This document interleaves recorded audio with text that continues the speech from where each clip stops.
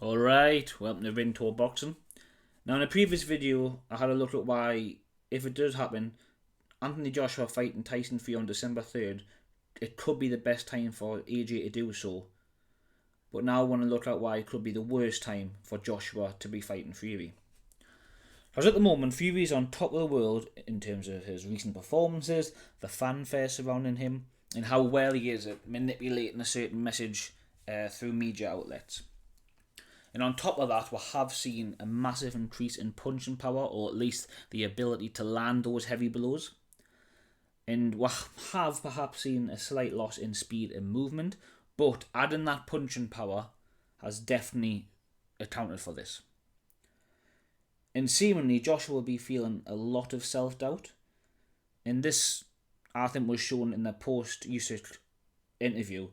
To me, it seemed that he really truly thought he'd win that fight. Now, obviously, all boxers will go into a fight, or at least 99% of them, thinking, yep, I can win this fight.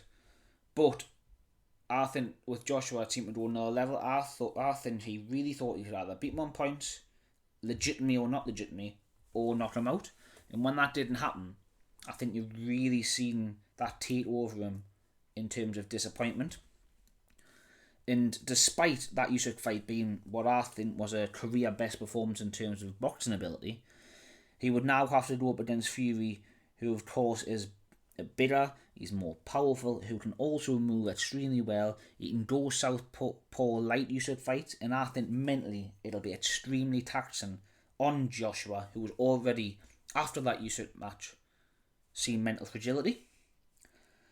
And also, right now, Joshua is in a really good situation if he doesn't take the Fury fight, to where he can go and have a run of 3 fights where the expectations will be a lot lower, and as suggested, he could go around the world, fighting in China, fighting a top 15 guy in Africa, going to America, writing the runs of the Ruiz loss and fighting someone there, and this would set him up to be a prize fighter still, and also fight for those titles after Fury, or if Fury and Usyk end up fighting.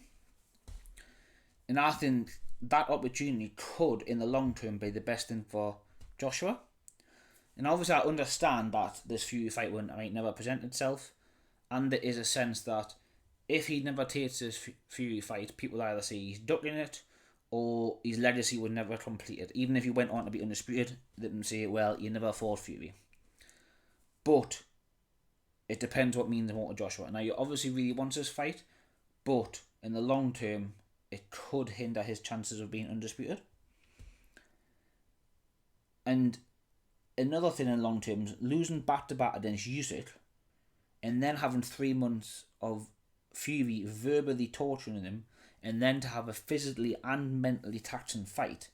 I think it could end up spelling the end for Joshua fighting at an elite and world level with some semblance of confidence. He could still fight the top guys, but for what the loss to Usyk seemed to do to him, having another 9 months of extremely taxing training, press conferences, and then a fight, it just seems it could finish Joshua off. Of course, it could be the making of him. Styles, at the end of the day, do make fights. When Joshua might just have that certain way of fighting that could beat Fury, it's highly doubtful. But fighting Fury now could be the worst thing for Joshua, both in the short and long term. Hopefully, we get to see it happen, because I really want to see the fight. But if I was advising Joshua, I would probably tell him to go otherwise. But we'll wait and see. Thank you for listening to Rinto Boxing. Cheers.